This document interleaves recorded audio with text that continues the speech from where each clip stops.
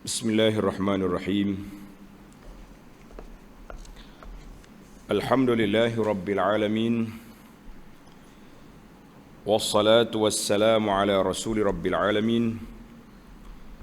Nabiyyina wa habibina wa qudwatina Muhammad ibn Abdillah wa ala alihi wa sahbihi wa man sar ala nahjihi wa ihtada bihadihi wa istanna bisunnati ila yaumiddin. Amma ba'du. Alhamdulillah, syukur kita kepada Allah Azza wa Jalla kerana pada hari ini Isnin 31 Januari 2022 bersamaan dengan 28 Jumadah Akhirah 1443. Ini adalah merupakan siri yang ke-46.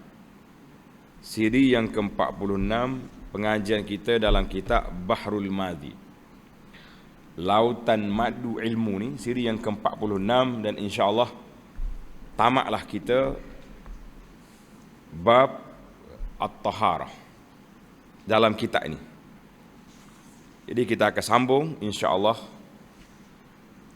iaitulah juzuk yang kedua pula, bermula Kitabus Salah. Jilid yang kedua kita akan masuk Kitab As-Salah insya-Allah. Baik para jemaah sekalian, kita akan sambung perbincangan masalah yang ke-581. Masalah 581. Masalah ini masih lagi duduk di bawah hadis yang ke-126. Hadis cerita seorang badui masuk dalam masjid Nabi sallallahu alaihi wasallam. Dia kencing dalam masjid. Cerita. Hadis ini sahih. Orang badui ini kencing dalam masjid. Kemudian orang pakak nak marah belakang dia, Nabi kata la tazrimu. Jangan marah. Biarkan dia sudah dulu, dia punya proses tu biar siap. Sebab bila sudah baru kita buat kira. Bila sudah baru kita buat ambil tindakan ke atas dia, apa yang patut kita buat. Jadi Nabi kita kata biar la tazrimu, biarkan dulu. Di antara perkara pelik juga yang dia buat, orang badui ini dia berdoa. Doa dia tu pelik. Allahumma arhamni wa Muhammadah wala tarham ma'ana ahada. Ya Allah, beri rahmat kepada aku dengan Muhammad sallallahu alaihi wasallam, jangan beri pada orang lain. Jadi Nabi kita tegur dia, Nabi kata laqad tahajjarta wasi'an. Mu ni mempersempitkan rahmat Allah Taala yang luas. Jadi para jemaah sekalian, dua isu besar. Isu yang pertama, masalah doa dia, sempitkan doa. Masalah yang kedua, Pak Cik Badui ini kencing dalam masjid. Jadi kita akan bincangkan dua isu ni insya-Allah. Baik. Pergi semula kita kepada hadis kepada masalah 581. Masalah, bumi itu sucikah? Ia bertuang dengan air. Air sikit bahasa dia ni kena perhati betul-betul. Bumi ni boleh suci kalau kita ambil air, kita tuang atas dia. Wahai saudaraku, di dalam masalah ini telah diterangkan kelakuan menyuci najis daripada bumi. Kita dah bincang dalam beberapa masalah beliau daripada ni. Kata Imam Nawawi rahimahullahu ta'ala, Nawawi kata apa? Adalah pada hadis ini, hadis badui ini, itulah dalil atas bahawasanya bumi itu suci dengan dituang air ke atasnya dan tiada disyaratkan gali. Maknanya kalau orang kencing sini, kita ambil air, kita siram, cukup lah tu. Tak payah kita ambil cangkul buat tanah tu lah. Itu tak payah cangkul. Dan ana sebut dalam siri yang lepas, Andainya orang kecil atas kapek. Sesadar kita dah, insya-Allah. Kita dah jawab dah dalam siri yang lain. Nak ulang pula hari ni, tak habis pula malam ni. Dan kata Imam Syafi'i dalam kitab Syafi'i kata apa? Dan jika dituangkan orang di atas tanah itu akan najis. Seperti kencing. Orang ni kencing dalam bekas. Dia pergi curah atas tanah. Maka disegerakan oleh seorang pula pergi ke tempatnya, lalu digalinya, hingga tiada tinggal dalam tanah itu daripada sesuatu yang basah. Nascaya hilanglah najis itu semuanya, dan suci ia dengan tiada air. Yalah, orang ambil satu bekas najis, curah. Kita ambil siku, penyodok, seruk, kita sodok ambil. Angkat, tengok, tak ada basah bawah. Suci dah tu. Boleh solat situ. Yang pentingnya najis tu hilang. Dua cara lah, sama ada kita ambil dengan siku ataupun kita ambil air jiruh atas dia. Baik.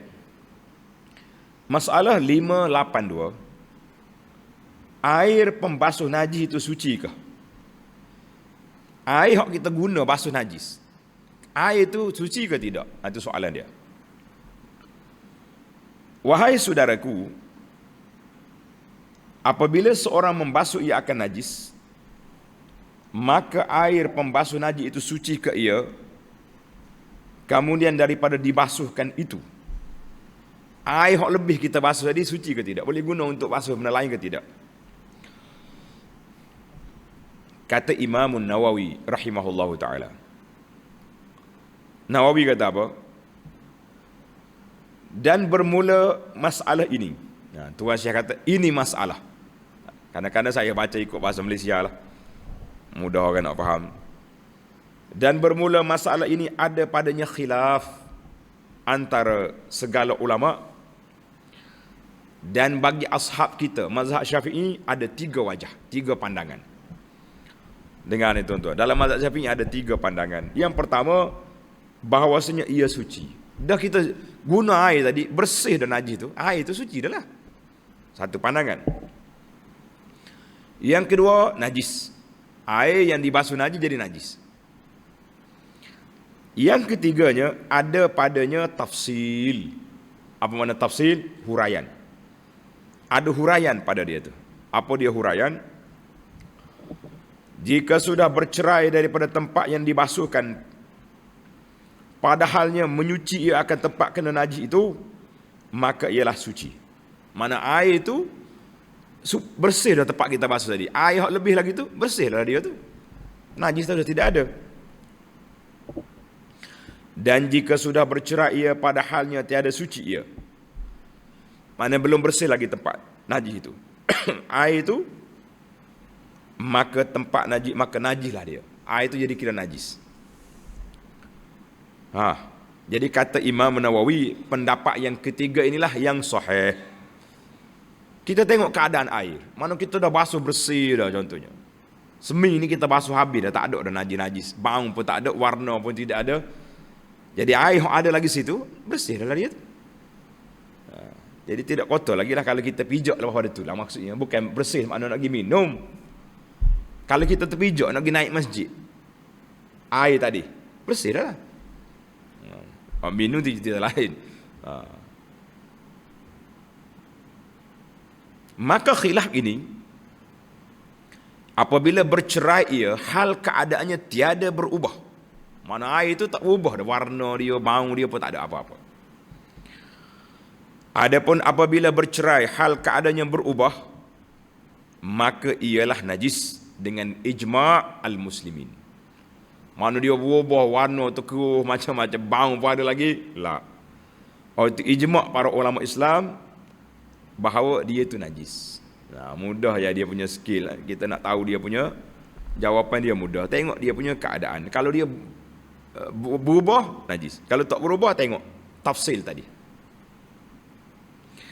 Sama ada berubahnya itu rasanya, atau rupanya, atau baunya. Dan sama ada berubah itu sedikit atau banyak. Dan sama ada air itu sedikit atau banyak, wallahu alam. Kalau air itu berubahlah. Air banyak tapi kotor, maka dia panggil air tidak bersih.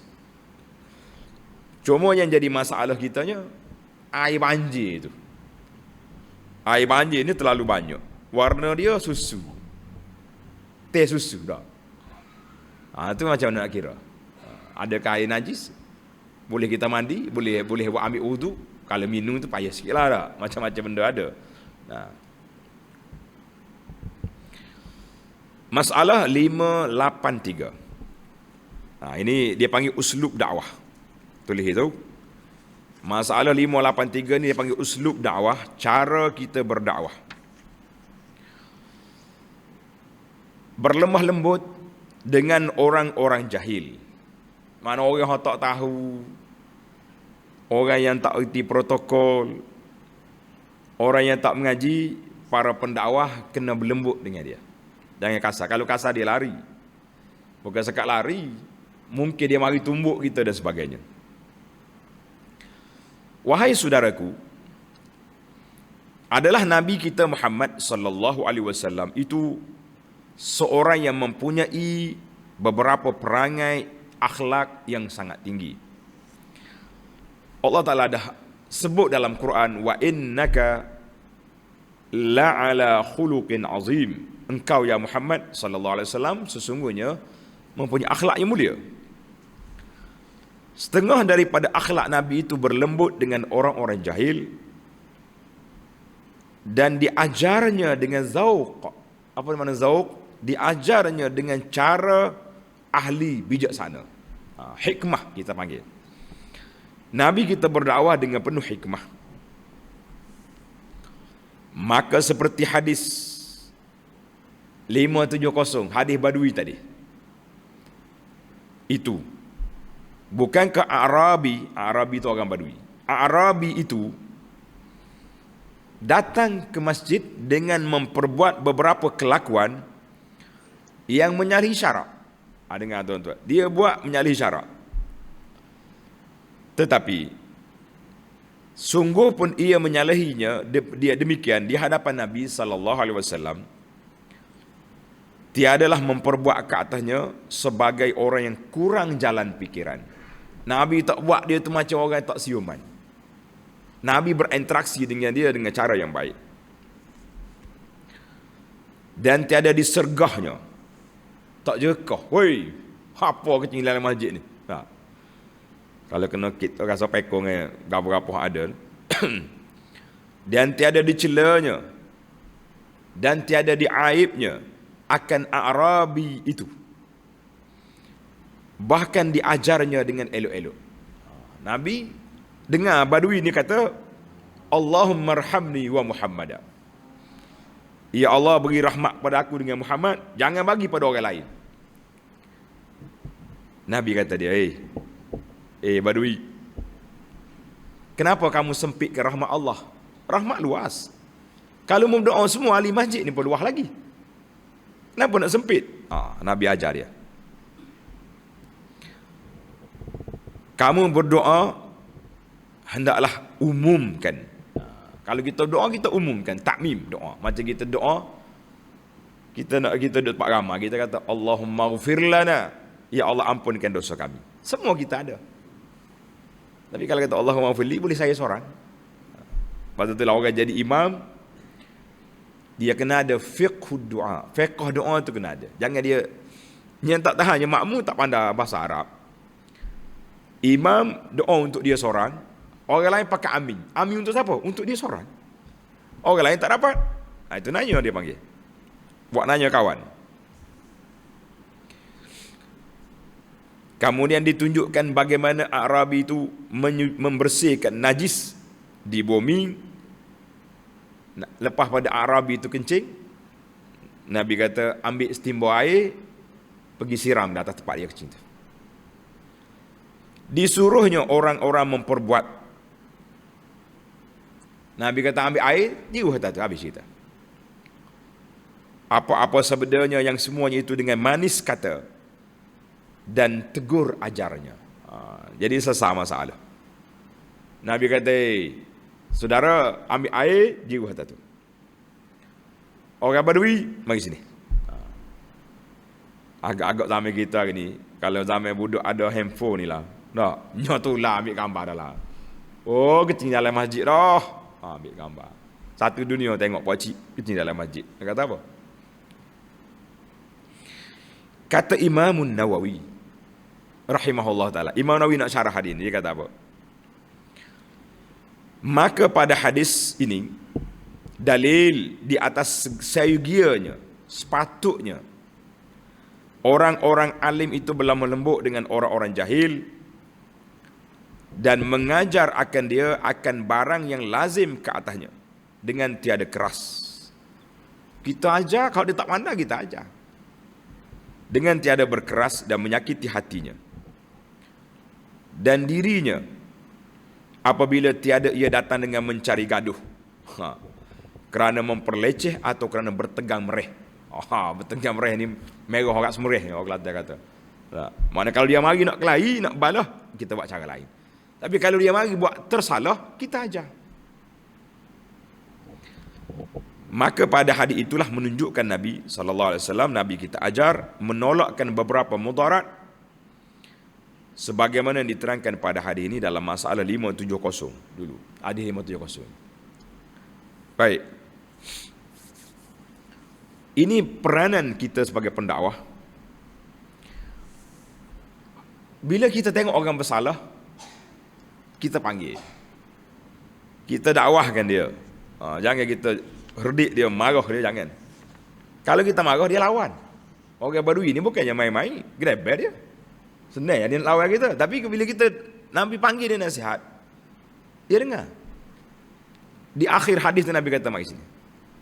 Inna hadzal masjid. Masjid ini bukan dibina untuk buang air.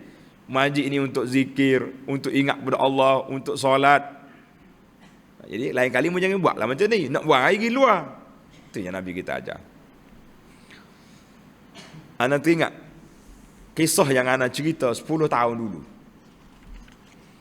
Waktu ana pergi ke sebuah masjid, pengurusi masjid cerita seorang budak curi tabung masjid. Curi tabung masjid. Jadi orang pakat nak pukul lah budak tu. Pengurusi masjid kata, tunggu sekejap. Kita tanya dia kenapa dia mencuri. Siasat. Tanya dia. Bila tanya, rupa-rupanya budak ni tak ada duit nak beli buku sekolah. Yang dia nak pergi sekolah esok, dia kena bawa buku tu. Kalau tidak, kena tindakan disiplin. Mak ayah dia miskin, nak beli duit tak ada. Dia pergi korek tabung masjid. Jadi pihak pengurus masjid kena pasti betul sungguh dia ni miskin, maka dia tidak ambil tindakan, bahkan dia dijadikan anak angkat masjid. Mu mari di masjid ni. Mu nak apa? Nak duit sekolah, makan tak ada, mari sini. Tapi syarat mu kena mayar di masjid. Tu ya punca dia. Jadi kebetulan baru ni bila timbul isu budak curi tabung masjid letak bilik mayat, nyoh mandi dam. Padahal kalau kita kira lah, kalau tidak zaman tular ni tak ada masalah. Bukan kena pukul, kena katok, kena terajang. Dah, dia mandi. Sudah mandi balik dah dia. Nah. Tapi musim lah ni, dia panggil musim tular ni, cari masalah lah. Baik. Bila timbul isu tu, orang keluar balik video. Pakak mari tanya dia tu, di masjid mana ni? Ana ngaku, saya pun tak ingat di masjid mana. 10 tahun yang lalu. Rupanya, zaman korek-korek ni jangan main-main. Kalau kita nak cakap.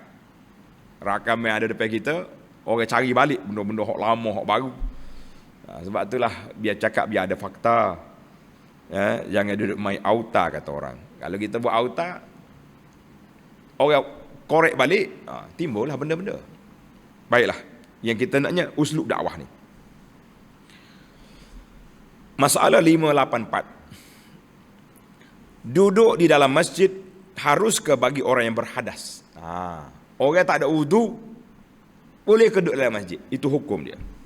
Wahai saudaraku, seorang yang tiada ada wudu itu harus dia duduk dalam masjid. Kita ni ada wudu, batal wudu. Kena keluar? Lah, duduk sini. Dengan dalil laki-laki Arabi dalam hadis, pada hadis ini duduk ia dalam masjid, kemudian daripada kencingnya, dan tiada Nabi SAW halaukan dia keluar. Nabi Ta'ala keluar, mana dia tak ada wudu, duduk. Kata Imam Nawawi rahimahullah, telah ijma' sekalian muslimun atas harus duduk dalam masjid bagi orang yang berhadas. Maka jika adalah duduk itu kerana ibadat daripada i'tikaf, atau mempelajari ilmu, atau mendengar nasihat, atau menanti sembahyang, atau seumpama yang demikian itu, nasyai'allah ia sunat. Ini tak ada masalah. Kalau kita duduk datang masjid ni kerana nak ngaji, semua tu sunat.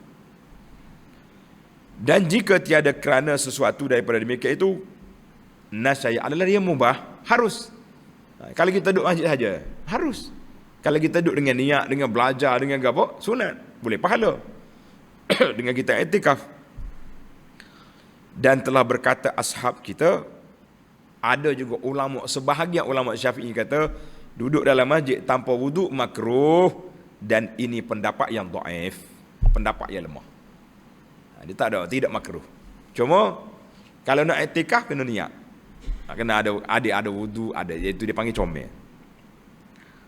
Baiklah. Tamaklah kita masalah orang berhadas, hadas kecil ni. Kalau masalah haid, masalah nifas, masalah junub, kita dah bincang lama dah dulu dalam bab mandi dulu. Masalah 585. Dua perkara kemudaratan yang tiada terlepas salah satunya, bagaimana kita nak buat? Dua-dua mudarat. Tapi hak ni besar, hak ni kecil. Saudaraku, dua perkara kemudaratan yang datang ia ke atas sesuatu, kemudian tiada tertolak keduanya sama sekali, bahkan tak dapat tiada. Tak dapat tiada itu mana? Mesti lepas salah satu sahaja, maka bagaimana hukumnya? Al-jawab, kata Nawawi rahimahullah, harus dilepaskan yang mana mudaratnya itu yang lebih besar, dan tinggal yang kecilnya. Yang ringannya dengan dalil hadis Badui ini, iaitu dibiarkan oleh Nabi SAW akan Arabi itu kencing, dan dilarang orang membangunkannya daripada kencingnya. Ini dipanggil, kalau berlaku dua mudarat, kita kena ambil yang kecil. Hak besar, buat. Baik, anda tak nak ambil contoh banyak-banyak. Kita ambil contoh pakcik yang kecil dalam masjid ni saja. Kata Imam Nawawi rahimahullah, telah berkata para ulama, adalah sabda Nabi SAW melarang orang supaya dibiarkan Arabi kencing dalam masjid itu kerana dua maslahah. Dua maslahah. Jelas ada masalah kita tak? Masalah nak mikir hak mana lebih mudarat, buang. Kita ambil yang lebih ringan. Apa dia mudarat dia tu? Pertama, bahawasanya jikalau dibangkitkan dia pada masa kencingnya, dia tengah kencing, kita pergi halau dia. Oi, apa kencing ni? Lari dia. Nascaya terhenti kencingnya dengan sakit. Nanti pak silap-silap pakcik ni kena batu karang. Bahaya. Nyakit, apa dia panggil? Prostat. Nah, masa beri emergency ni bahaya. Maka yang demikian itu mudarat ke atas Arabi yang kencing itu. Satu. Serta pula hendak melepaskan masjid itu daripada kena najis, maka telah ada kena. Kalau kita nak kata kita halau dia supaya tak najis masjid, najis dah sebab dia kencing. Dengan kerana yang demikian, maka menanggungkan banyak kena najis dalam masjid itu lebih aula daripada menjatuhkan mudarat kepada Arabi. Itu yang pertama. Kita kena memikir sekarang ni, mudarat besar dengan mudarat kecil. Yang keduanya, bahawasanya kena najis dalam masjid dengan kencing Arabi itu sudah kena setempat yang kecil. Kena mana? Tempat dia kecil itu je kenanya, sebab dia duduk situ. Maka jikalau dibangunkan Arabi itu daripada sedang ia kencing, kita halau dia tengah kencing, apa jadi? Dia tak berhenti, dia tak break. Sambil berlari, kencing habis masjid. Sudah. Nasaya boleh jadi berselerok merata. Kan? Kainnya, badannya dan berapa tepat yang banyak daripada masjid itu, maka dengan kerana demikian ditegah Nabi akan orang mendatangkan mudarat yang besar dan tiada apa menanggungkan yang kecilnya. Wallahu a'lam. Boleh faham tu tak? Mana dua perkara. Yang pertama, kalau kita berhenti disuruh dia break ngejuk, akan buat orang ni sakit. Sebab dia break kencing tengah jalan, mudarat pada dia. Masjid kotor dah sebab dia kencing dah. Lain kalau dia baru duduk selok kain nak kencing, jangan, boleh lagi. Hak ni hak kencing dah. Yang kedua, kalau kita bagi dia sudah kencing, tepat tu ya. Najisnya di mana? Tempat dia kencing tu ya. Kalau kita halau dia lari pusing masjid ni, habislah basuh. Itu dia panggil mudarat lebih besar. Ini banyaklah kalau kita nak ambil, dia panggil kaedah ni irtikabu akhaf ad-dararain. Kita dibenarkan mengambil mudarat yang lebih ringan daripada mudarat yang besar. Banyaklah contoh-contoh, di antaranya waktu peperangan, puak-puak tentera Tatan duk minum arak, mabuk minum arak. Orang kata, ulama-ulama diam tak lari ni kenapa? Dia kata kalau tak mabuk dia pergi bunuh orang. Dia mabuk, dia duk kecing situ ya pok dia. Itu dia panggil mudarat besar, mudarat kecil. Macam kita hari ni lah, kita fikirlah apa mudarat besar, mudarat kecil zaman kita ini. Di awal PKP dulu, awal mari Covid dulu, timbullah isu ni. Solat sunnah, sambung soh tu sunnah. Tapi apa? Kalau dekat takut jakit, itu mudarat besar, maka ambil mudarat kecil. Ada juga orang bahah, lepas tutup terus masjid itu mudarat lah ke mana? Panjanglah cerita. Itu hak tu kita suruh ke ahli fatwa jawab. Dan itu kita suruh ahli fatwa. Yang pentingnya cara pelaksanaan kepada kaedah ni, mengambil mudarat lebih ringan daripada mudarat lebih besar. Hak mana satu? Kita tengok. Itu dia. Tapi kadang-kadang tak ada juga kita nak mikir. Macam ada orang ni dipaksa. Di antara bunuh orang, zina dengan minum arak. Dia pun memikir, minum arak adalah paling ringan sekali. Bunuh orang, dosa besar. Mati orang tu, zina, dosa besar. Panjang pula cerita, minum arak, dosa besar. Tapi dia je orang. Itu perkiraan dia. Dia pun minum arak. Bila minum arak, ni mabuk lah. Tengok orang perempuan ada berzina. Sudah berzina, sedar tengok, ada orang tengok, dia bunuh. Tengok. Itu kata ulama, arak ni ibu segala kejahatan. Sebab kita nampak dia kecil, tapi dia melarat. Panjang lagi lah. Yang penting dalam satulah, nak pilih di antara dua mudarat mana lebih besar. Kadang-kadang tak tercapai kita sendiri nak memikir. Para ulama mujtahidun, mereka ni buat penilaian. Kita kena belajar. Baiklah. Kita pergi kepada masalah 586. Hukum tidur dalam masjid, haruskah? Bolehkah kita tidur dalam masjid? Menarik juga soalan ni. Kata Imam Nawawi rahimahullah, harus di sisi kita, mana mazhab Syafi'i, tidur dalam masjid. Boleh. Telah menaskan akan dia oleh Imam Syafi'i dalam kitab Al-Um. Syafi'i kata boleh. Kata Ibnul Munzir, tuan-tuan tulis nama dia, Abu Bakar Muhammad bin Ibrahim bin Al-Munzir An-Naisaburi, mati pada tahun 319. Dalam kitab ada Al-Ishraf ala Mazahibil Ulama, penyeliaan kepada mazhab-mazhab ulama. Ada 10 jilid kitab ni. Dia kata apa? Dia bawa pandangan ulama. Dia kata apa? Telah memaafkan, mana membenarkan tidur dalam masjid itu oleh Ibnul Musayyib.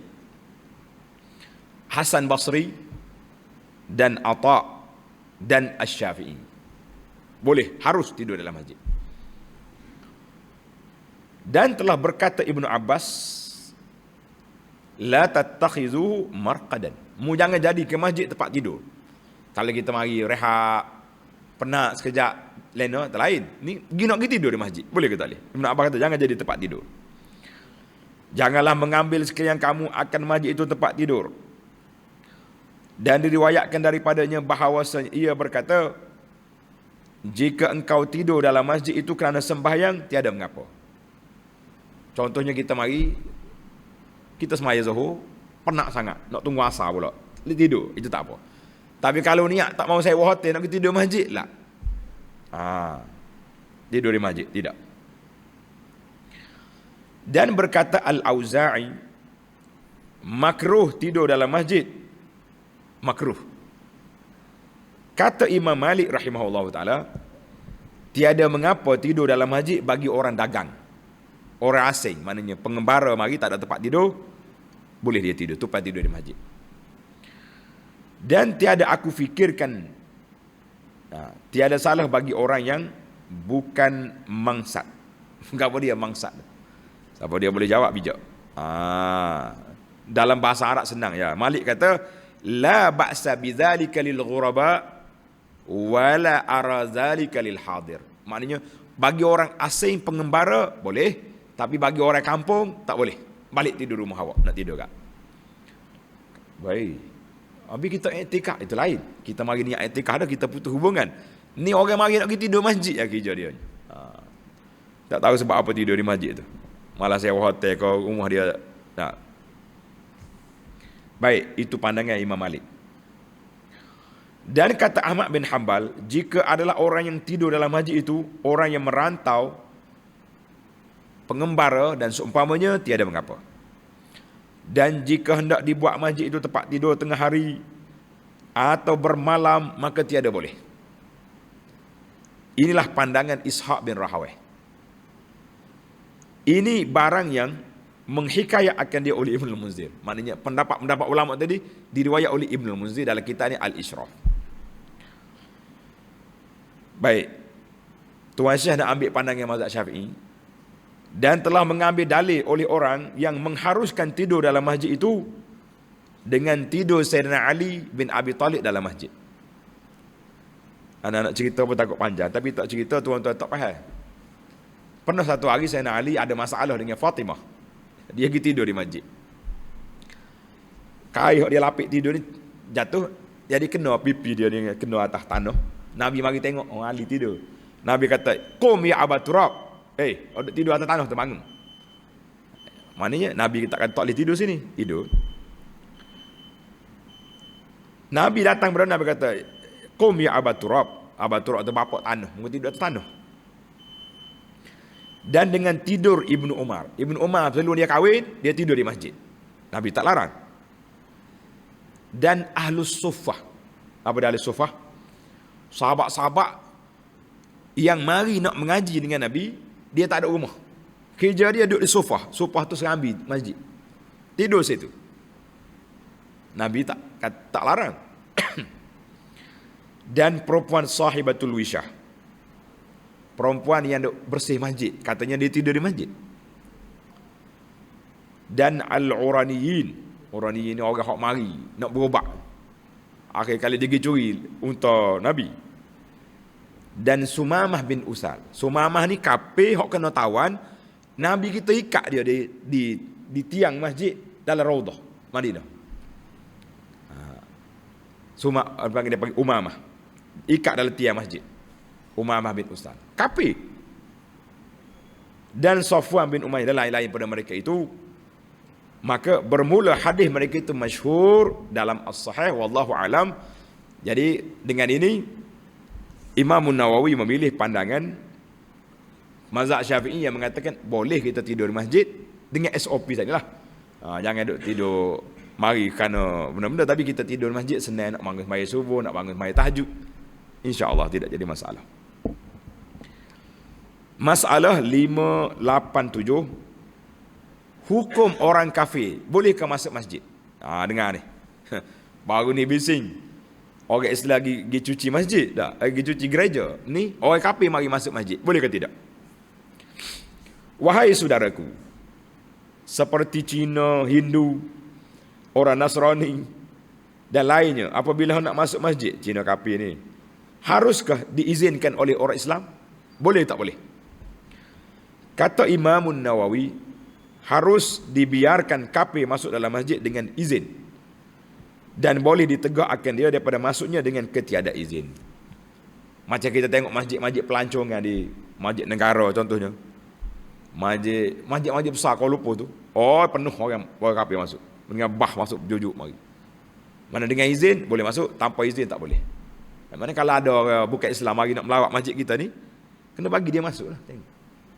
Dan ada setengah masjid tu, kontraktor dia bukan Islam.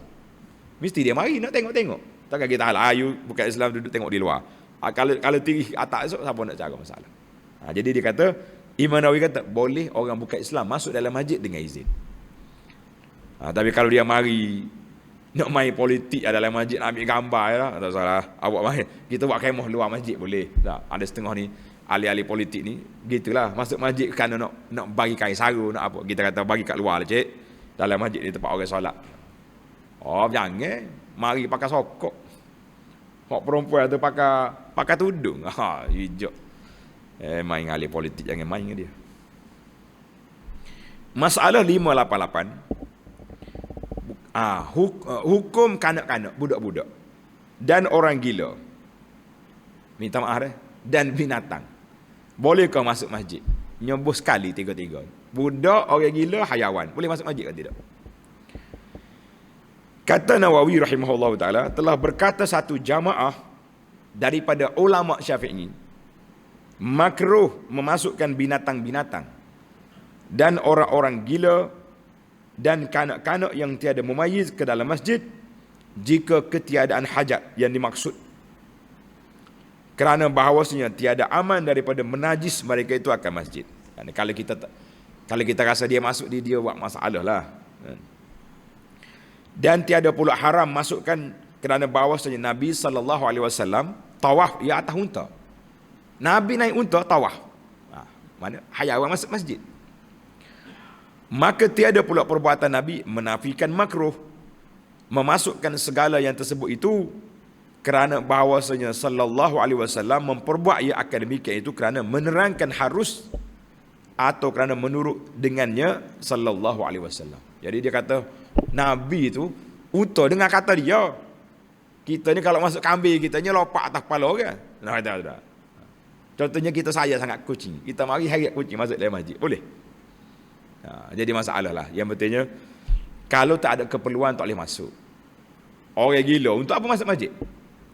Nak mari jumpa tu email so gosok-gosok kepala kita kata tak. Boleh lah. Tapi dengan kawalan lah. Jangan dia mari buat kotor. Oh gila hak bahasa sini tak tahu apa tu mari duduk mengacar di masjid dengan busuk-busuk dia tak usah lah. Kita tak tempat lain lah dia. Dia nak pergi masjid. Nak pergi masjid bukan nak pergi semaya. Pergi mengacar orang ada. Sama juga dengan kanak-kanak yang kecil. Boleh bawa masjid tapi dengan kawalan. Kalau mari duduk melompak ya. Tak tahu kotor suci tak boleh lah lagu tu. Maknanya larangan tu berbentuk apa dia kata tadi? Berbentuk sekiranya tidak ada kawalan. Masalah 589. Najis tidakkah haram masuk ke dalam masjid? Boleh masuk najis dalam masjid. Kata Imam Nawawi, diharamkan memasukkan najis ke dalam masjid. Dan adapun mereka yang ada di atas badannya najis, maka jika takutkan menajiskan ia akan masjid, nescaya tiada harus baginya masuk. Maka jika tiada ditakutkan jadi najis masjid, dengan sebabnya harus dia masuk. Contohnya orang ni kaki dia kau menanoh, buruk. Kalau dia masuk jadi meleleh air, tak boleh lah gitu. Tapi kalau dia masuk tu dengan bungkus molek-molek, tak ada jadi masalah. Macam kita buat anak kita lah juga. Anak kita ni dengan kawalan, dengan pakai molek-molek dia punya pampers tu, boleh. Masalah 590, berbekam. Kita bekal dalam masjid. Mana? Tokai bagian bekal tak ada. Bekal dalam masjid boleh ke tidak? Soalan. Dan kencing dalam masjid, haruskah? Sudah. Dia tidur di masjid, nak keluar takut. Gelak gelemak. Botol ada tangnya. Cari kerja dah lah. Kata Nawawi rahimahullah ta'ala, apabila berbekam seorang dalam masjid, maka tilik padanya. Kita tengok keadaan. Jika ia berbekam dengan apa? Dengan tiada ada bekas darah, haram. Maknanya, dia isap darah tu pakai letak situ ya? Tak. Tak boleh. Dan jika dititikkan darah ke dalam bekas, maka makruh. Eloknya tak sedok dalam masjid akibat tepi masjid luar. Dan ada pekencing dalam masjid, dalam bekas, maka padanya dua wajah. Bermula yang asah daripada dua pandangan itu ialah haram. Haram ketika masjid. Keluar lagi. Tak titik apa ni dalam, kita masuk dalam botol comel-comel. Tak boleh lah. Dan yang keduanya makruh, wallahu alam. Timbul lagi soalan di alam nyata. Ada setengah sahabat-sahabat kita ni, afanallahu wa iyyakum, Allah Ta'ala selamatkan kita dan kamu semua ni. Tak, bila mari zaman sakit, kencing tak tus, kencing tak lawah, paksa kena guna beg kencing tu. Orang ni keluar semua air kencing dia dalam masjid ke luar masjid, macam mana orang nak masuk? Itu kita kata darurat.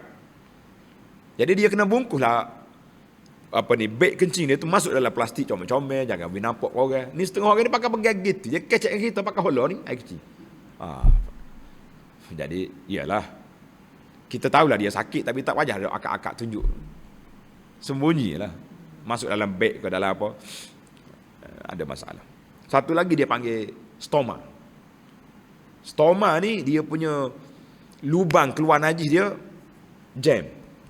Doktor terpaksa kena tebuk di perut. Itu dia panggil stoma. Ni keluar najis semua ni. Beg dia tu keluar najis. Tapi dalam fatwa kata tak batal dah wuduk dia tu dengan keluar najis. Dia batal dengan benda lain lah. Yang ni boleh pergi masjid, tapi dengan syarat SOP kena jagalah. Bersihkan dulu tempat tadi. Tutup molek-molek. Dia duduk dalam masjid betul tak kata bau najis. Kalau dia mari tu bau tandah ke apa, makzul lah, orang tu dikira uzur dah lah. Tak, kalau bau bawang pun tak lagi masjid. Tak kira lah bau najis boleh lagi pula, lagi uzur. Anak tak nak sebut bau rokok, takut dia ambil kesempatan. Saya nak pergi masjid, ustaz kata bau rokok tak boleh, sedang molek. Hak tak sikit dah. Pakai guna fatwa tu. Kau nak tak pergi masjid tu, ustaz kata bau rokok tak boleh. Jumpa barang ke dia tak. Dia panggil jumpa hujah dia, jangan. Baiklah para jemaah sekalian. Masalah 591 yang terakhir, masalah bertelentang. Kita tidur melentar dalam masjid. Dan menghunjurkan kaki dalam masjid. Boleh ke tidak? Kita belunjuk kaki. Dan menyapu sampahnya. Apakah hukumnya? Jauh jarak tu. Tidur dengan sapu-sampah. Tak apa, kita asingkan. Kata Imam Nawawi rahimahullah, harus seorang itu tidur terlentang dalam masjid dan harus menghunjurkan kaki dan memacakkan jari. Apa dia maksud? Kita tidur gini cara. Ni kaki kita tak? Letak kaki selagi atas ni, diri gitu. Itu tak apa, boleh. Hak sunatnya tidur atas lampu kanan, tidur gini, tidur mayat tu. Itu sunat. Itu sunnah satu. Yang kedua aman. Aman daripada segala-galanya. Kain tak selok. Kalau ada tikus kucing hok menikus pun tak takut sebab kita tidur nenggeng. Faham tu ayat tu tak? Kau kena saruh lah kau. Tapi kalau tidur melentar, kain boleh terbakar, mari angin. Sebab tu dia tidur, dia kadah kaki gini. Letak kaki ni, letak sini. Jadi kain tak terbakar. Harus. Yang tak bolehnya, Nabi larang tidur meniarap. Tidur menerak tak boleh. Nabi kata, ini cara tidur ahli neraka. Na'udzubillah. Jangan tidur menerak. Allah, saya sakit belakang. Sekali-sekala nak menerak sebentar. Boleh. Betul orang. Tapi jangan jadi budaya tidur menerak. Macam orang panggil macam dok tidur je lah. Kita orang ni sama ada tidur begini, ikut sunnah Nabi ni, tidur ikut mayat tu, ataupun tidur melentang tu dibenarkan. Dalam masjid tak apa. Ada hadis. Macam mana tak boleh nak syarah ni, masa dah habis. Kalau tidak kita syarah panjang. Baiklah para jemaah sekalian, adat-adat tidur ni ana hurai panjang. Tuan-tuan boleh tengok dalam rakaman kita kepada kitab Riyadhus Salihin yang kita ajar malam Sabtu di pondok. Tajuk dia Kitabul Adab. Dalam tu ada belakang adat tidur, adat ni ada, semua ada. Alhamdulillah. Dan kerana beberapa hadis yang sahih yang masyhur pada yang demikian itu daripada perbuatan Nabi sallallahu alaihi wasallam. Adapun menyapu sampah masjid dan menyucikannya dan membersihkannya maka ialah sunat dan sebagai sunnah muakkadah. Mana sunat yang sangat digalakkan. Patut kita tengok sampah masjid ni berebut pakai nak buang. Jangan berebut pakai ambil gambar. Manusia lendak dia tengok sampah di masjid ni prek masuk dalam grup masjid. Di mana tukar sapu? Makan gaji buta Tok Siok. Ayak. Comel ayak. Kita tengok sampah, alhamdulillah. Allah rezeki aku hari ni nak bersih masjid. Besar tak? Mulia tak kita jawab? Mulia. Tak payah duk tular-tular, ambil kalau tak letak sampah sesat.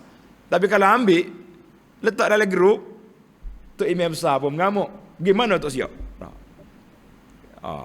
Ayat-ayat baik itu berlaku tu. Ngaji gaji buta, apa lagi? Macam-macam lah. Tak. Nak mengupak orang senang. Kita jangan buka pintu-pintu fitnah kepada orang. Jumpa sampah, campak. Jumpa benda tak molek. Tahu kata orang. Dalam kempen bersih ni. Jumpa sampah kutik. Jadi itu yang cara dia. Baik. Sebagai sunat muakkadah. Kerana beberapa hadis yang sahih. Lagi masyhur. Wallahu a'lam. Jadi alhamdulillah, syukur kita kepada Allah Azza wa Jalla pada hari ini Isnin 31 hari bulan Januari 2022 bersamaan dengan 28 hari bulan 6 1443 khatamlah kita kitab Bahrul Mazi jilid yang pertama setelah melalui proses kita mula kitab ini. Tuan-tuan, tanda ana mula mengajar kitab ini di Masjid Kuala Kerai pada 8 Oktober 2018. Berapa tahun? Hampir 4 tahun. Yang kau mau COVID 2 tahun. Yang ambil dia COVID 2 tahun. Kalau tidak, lama dah khatam ni. Jadi insya-Allah bagi jemaah yang ada kitab ni, hak Jawi ni, jilid yang kedua sebelah dia tu. Sebelah dia tu. Adalah tu juga. Tengok. Yang Rumi tu, agi beli dah, tak ada dah tu. Habis dah. Kan? Jumpa dah. Jadi bawa kitab yang sama lagi. Dia dua jilid satu kitab ni. Alhamdulillah. InsyaAllah mudah-mudahan khotel lagi. 2 tahun lagi khotel pula. Kalau nya panjang umur. Kita agak panjanglah umur. Dan kita berdoa kepada Allah SWT supaya Allah Ta'ala beri kepada kita kesihatan, keselamatan, keimanan. Dapat belajar dengan baik. Dapat kita memahami apa yang kita belajar. Dan Allah Ta'ala juga beri curahkan rahmat dia kepada pengarang kita ini Syekh Muhammad Idris Al-Marbawi rahimahullah ta'ala dan juga beri rahmat kepada pembacanya, pendengarnya dan pengamalnya. Wa sallallahu ala nabiyyina Muhammad wa ala alihi wa sahbihi ajma'in walhamdulillahi rabbil alamin. Wassalamualaikum warahmatullahi wabarakatuh.